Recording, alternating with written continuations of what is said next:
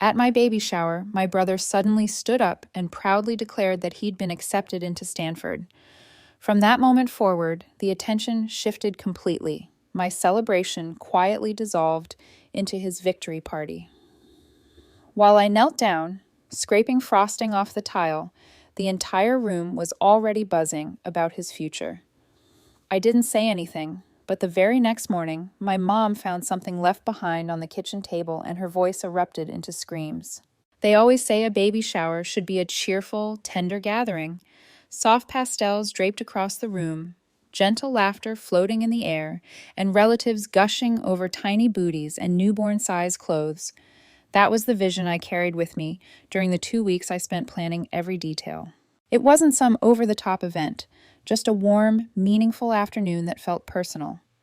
I paid for the food myself. I ordered the cake, picked the decorations, and scrubbed the entire living room to chase away the lingering smell of greasy takeout and my dad's constant cigars. I even made a playlist, quiet acoustic songs, the kind I imagined would one day lull my daughter to sleep. At 8 months pregnant, I climbed onto a stool and strung paper garlands across the windows because no one had volunteered to help me. And I did all of this with the hope that, just this once, maybe my family would truly be happy for me. At first, I thought they might be. A few relatives trickled in, carrying wrapped gifts. My aunt handed me a stack of children's books. My cousin gave me a stuffed fox, saying it reminded her of the one I used to cling to when I was little. For a brief moment, I allowed myself to believe maybe this day really would turn out okay. But then my parents walked to the front of the room. My mom tapped her wine glass with a fork, cleared her throat, and smiled with the kind of look that suggested she was about to announce her own pregnancy. My dad's arm slipped around her shoulder as he beamed proudly. And there was Roger, just off to the side, shifting nervously, grinning like he couldn't contain it anymore. Just before we were about to cut the cake, my mom spoke in that syrupy sweet voice I knew all too well. "We just have a little surprise to share," she said. And I knew instantly, this day wasn't going to be mine anymore. Roger stepped forward, holding up an envelope like it was a sacred relic. "I got in," he announced, glowing. "Stanford. Full acceptance." The room burst into applause. A cheer broke out from the back. My aunt, who had only minutes earlier told me how much she was looking forward to meeting my baby, rushed to throw her arms around him as though she had just hit the jackpot. And in that single instant, the entire atmosphere flipped. It felt as if someone had uncorked a bottle labeled "Better News," and the whole room was desperate to drink it in. My baby shower had transformed into a college acceptance celebration in less time than it takes to light a candle. No one needed to say it aloud. It was already clear. The change wasn't just in conversation. It was physical. Chairs scraped across the floor, dragging into new circles around Roger. The carefully arranged snack table I had put together turned into a station for his congratulations. The cake I had chosen so thoughtfully, it sat untouched, forgotten, just like the very reason we had gathered at all. And then, one after another, his friends started piling in. Not mine, his. A wave of teenagers, backpacks still hanging off their shoulders, poured through the doorway like they owned the place. One of them shouted, "Where's the party at?" Another came in carrying a speaker, already blasting music loud enough to shake the windows. The quiet lullaby playlist I had carefully built, it vanished under thumping bass. I was still holding a cup of ginger tea someone had given me. Still wearing the soft pink sash that said "Mom-to-be," the one my cousin had bought just for the occasion. No one noticed. They shifted the gifts off the main table to make room for alcohol and soda. My mom mentioned offhandedly that we'd cut the cake later, once things settled down. But then the cake got shoved aside. Someone plopped a 2-liter soda bottle next to it, which tipped and spilled fizzy syrup down the frosting. I picked up a napkin and started blotting it. The frosting had smeared onto the table. I got down on my knees to wipe it properly before it dried, and while I was kneeling, 8 months pregnant, wiping frosting off the floor like some afterthought maid, someone stepped over me to hug Roger. They didn't even say, "Excuse me." I stayed there for a few seconds, just crouched on the floor, hands sticky with icing, breathing in deep through my nose while they laughed and shouted over my head. I could hear Roger in the other room talking about campus visits and dorm preferences. My mom was bragging about the tutors they'd hired to help him reach his potential. The same mom who told me at 16 that college was a scam and I should just get a job at the supermarket. So I did. I worked shifts until my feet ached, then came home and packed shipping boxes for my tiny online shop. I figured things out on my own, and when my business started to grow, I didn't ask them for anything. I paid bills. I saved. I bought this house with money. They didn't even know I had, but somehow they still believed it was theirs. My mom once said I was lucky to be able to live at home during my pregnancy. She said it like she was doing me a favor, completely forgetting that I paid the mortgage, the utilities, and even part of Roger's tutoring last year. It all played in my head as I slowly stood up. Sticky napkins still in hand, I looked around the room. My decorations were crumpled. My baby name banner had been pushed aside to make space for a hand-drawn sign that said, "Congrats, Roger." I didn't cry. I didn't yell. I walked to the kitchen, washed my hands, dried them on a dish towel, and I went to my room. I closed the door, sat on the bed, my back ached, my feet were swollen, but my head was clear down the hall. The music thumped like a pulse that didn't belong to me. I picked up my phone, opened a folder I'd been quietly building for weeks. I didn't argue, but I also didn't forget. I used to think things were equal when we were little, that we were just two kids in the same storm trying to stay dry under the same leaking roof. But when I look back now, really look, I can see the way the scales were always tipped. Even in the small things, when I was 6 and Roger was 4, he threw my favorite doll in the fireplace. I cried for an hour. My mom told me it was my fault for leaving it where he could reach it when I said that wasn't fair. She sent me to my room for talking back. Roger got dessert that night. I didn't. In 3rd grade, I won 2nd place in the spelling bee. I came home beaming, holding the ribbon like it was made of gold. My dad glanced at it and said, "Just 2nd, maybe next year." When Roger won a participation medal in a soccer tournament, they threw him a pizza party when I got a B on a math test. In 8th grade, my dad said, "Well, at least you're trying." When Roger got the same grade, a year later he got a tutor and a full lecture about unlocking his brilliance. I was expected to help around the house because I was more mature. I did dishes while Roger played video games. I cleaned while he got praised for remembering to take out the trash once a week. I was told to be patient, to be grateful, to set an example. The older I got, the more invisible I became. When I was 16 and said I wanted to go to college, my mom laughed. "College for what? So you can waste 4 years and come out in debt. Oh, honey, you're better off getting a job and saving up." So I did. I applied to everything. Grocery stores, retail, warehouses. I got hired at a discount clothing store and worked the floor during Black Friday, while Roger was still in middle school.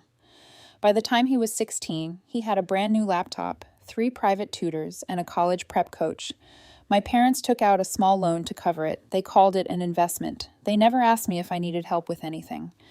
I remember once at 17, I got into a minor car accident on the way to work. I wasn't hurt, just shaken. I called my mom from the side of the road. She sighed and said, "You should have been more careful," then hung up. 2 years later, Roger dented his fender in a parking lot, and my dad left work early to go comfort him. He told everyone at dinner that night how grown-up Roger had been for calling him at 19. I started my online shop. It was small, just reselling clearance items and shipping them from my bedroom. I packed orders at night, sometimes falling asleep beside the printer. I never told anyone how many returns I had to eat, how often shipping delays made customers furious. I just kept going, and slowly it worked. It wasn't glamorous, it wasn't flashy, but it was stable enough to quit my job, enough to build something real. When I bought the house, I didn't tell my parents right away. I just invited them over and handed them the keys. My mom cried. My dad patted Roger on the back and said, "Now your sister has a place where we can all be together." They moved in the next month. They never asked if they should contribute, never offered to split bills. They acted like I was doing what any daughter would do. I let it slide. I told myself it was temporary. I thought maybe if I gave enough, they'd finally see me. When I told them I was pregnant, I expected shock. Disappointment. Maybe what I got was worse. "Oh," my mom said, blinking. "Oh, I guess that's happening." My dad asked if the father was in the picture. I said no. They nodded. No. Follow-up. No congratulations.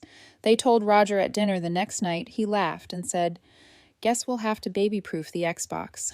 I'll have to, but only because it was easier than crying when I offered to hire someone part-time to take over some of my order fulfillment so I could rest during the last few months of pregnancy. My dad asked, "Are you sure you can afford that? What about Roger's application fees?" I wish I could say that was the moment I broke, but it wasn't. It was just another weight added to a pocket already dragging me down. Something shifted, though, quietly. I started digging, researching, asking the right questions, getting ready. Because if they weren't going to protect me, then I had no choice but to protect myself and my daughter.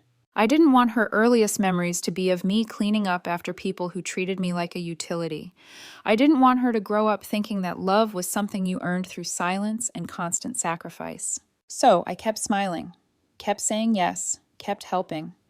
Every time someone needed something, I'd reply, "Of course," even as I kept quietly planning. That baby shower had never really been about me, not in their eyes. To them, it was just another excuse to host, to gather, to flaunt their version of family. But it also became the last time I would allow them to take over like that. They just didn't know it yet.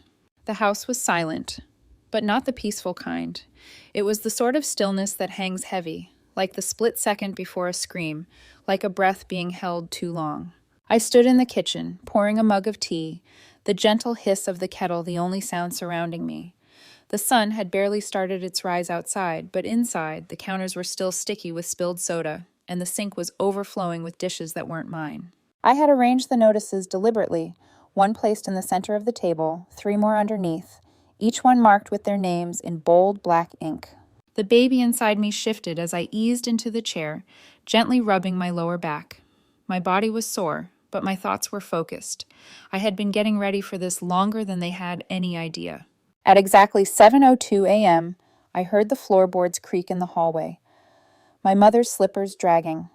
She entered the kitchen with a tired grunt, and then froze in place when she spotted the table. I didn't glance up. I didn't have to. "What is this?" she asked, her voice still thick with sleep. I took a sip of my tea. She reached for the top page and began to read. It only took 5 seconds. Her eyes widened, her mouth fell open. "What the hell is this?" she snapped, her voice cutting through the morning stillness. Another pause, then she screamed, "Lily, what is this?" The mug in my hand stayed perfectly steady. I took another sip. My father stumbled into the room in his robe, squinting like he hadn't fully woken up. Roger came in right after, yawning and rubbing his eyes. "What's going on?" my dad asked groggily. "She's evicting us," my mom shouted, waving the paper as if it were on fire. Roger froze in place. "What?" he croaked. I finally looked up. "I've given you 30 days. Everything's written there." "You're joking," my dad said, stepping forward, snatching one of the papers for himself. "This can't be real. What even is this?" "I mailed the certified letters yesterday," I said evenly. "They'll be delivered this afternoon. These are just courtesy copies." You're kicking us out?" Roger's voice cracked.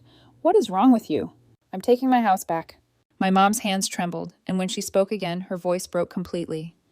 "After everything we've done for you," she shouted, "you're really doing this now, when you're about to give birth." "No," I replied. "I'm doing this because I'm about to give birth." Roger slammed his palm against the table. The stack of papers slid off and scattered across the floor. "You're blowing this way out of proportion," he yelled. "It was one party. Just one stupid party that got too loud. Jesus, Lily, it was one party." I stood up slowly. "You took my baby shower. You turned it into a frat night.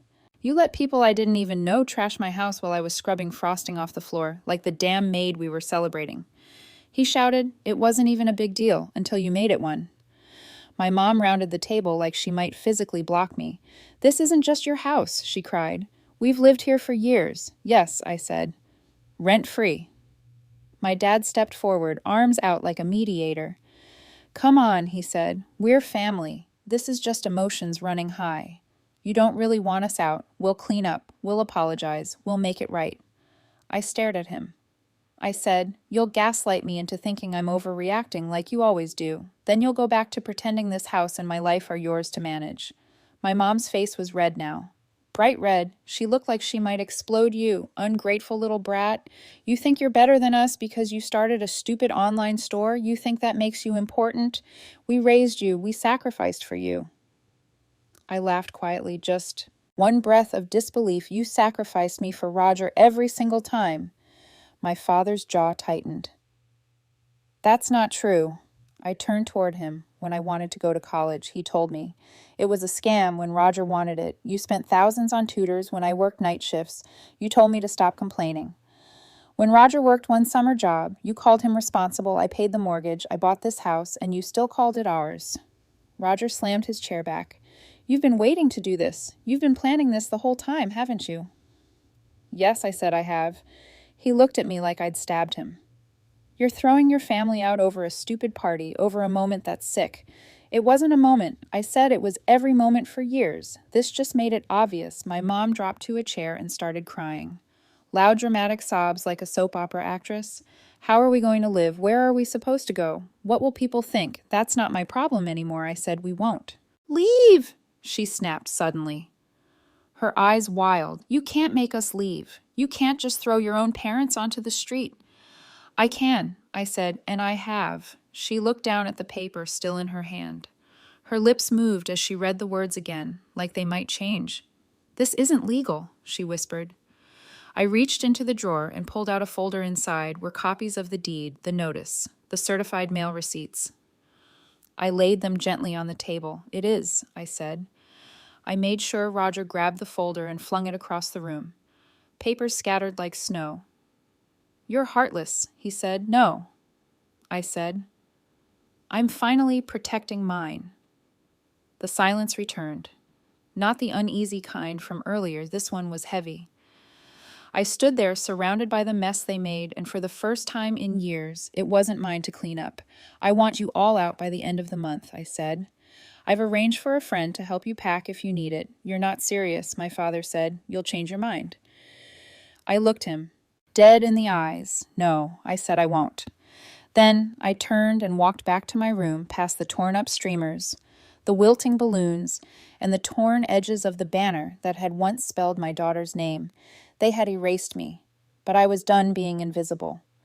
The first 3 days were oddly quiet, too quiet. I half expected more shouting, more door slamming, but instead the house settled into a strange limbo, where no one looked at me and I didn't try to be seen. They moved like ghosts. Roger stopped blaring music from his room.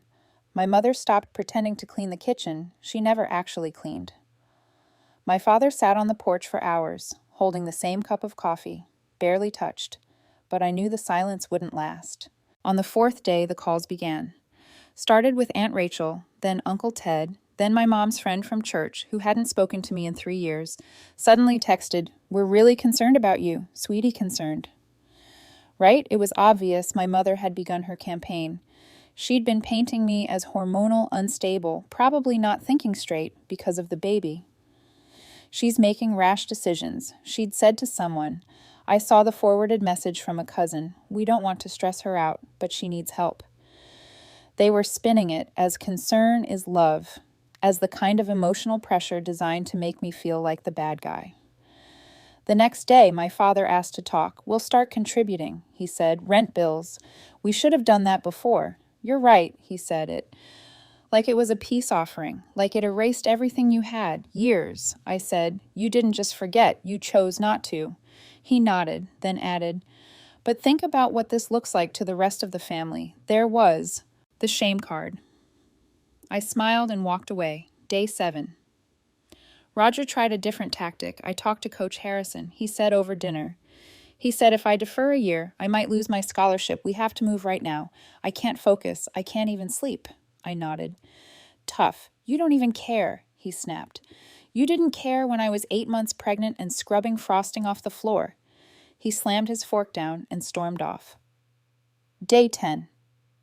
I got a call from my business partner.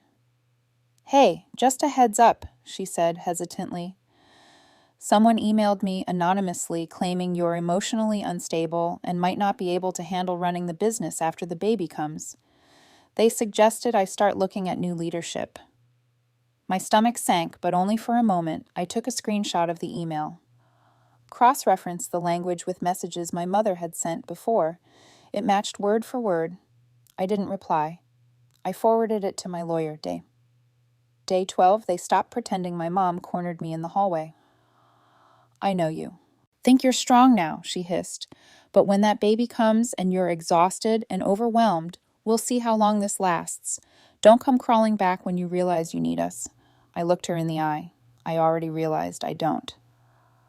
Day 16. A sheriff's deputy dropped off a letter at the front door. My dad opened it, read it, and punched the wall. "Court filing," he muttered. They had hoped I wouldn't go through with the eviction legally, that I'd crack, that I'd give up, but the papers were filed. The hearing was scheduled. I wasn't backing down. Day 21, they tried guilt again. My mother sobbed loudly in the living room, loud enough that the neighbors probably heard. She listed everything she'd ever done for me: how she let me live at home, how she watched over me during my pregnancy, how she sacrificed her peace for me. I sat in my room, noise-canceling headphones over my ears, finishing baby registry updates. Day 25. Roger called his girlfriend over and loudly said in the kitchen, "She's crazy. She's going to ruin her kid's life without us." I walked in, looked at his girlfriend who had been at the baby shower, and said, "You helped ruin my baby shower. You might want to leave before." I wrote down the names of every underage person who had been drinking that night, and I submitted the report with your name attached. Her face went pale, and without a word, she turned and walked out. Day 28. They began packing. Suitcases started appearing like shadows in the hallway. Reluctantly, gradually. A bag here, a box there. I didn't smirk, didn't even crack a smile. I simply waited. By the 30th day, the house was already halfway empty. My dad didn't say a word when he left. He walked out the door without a single glance back.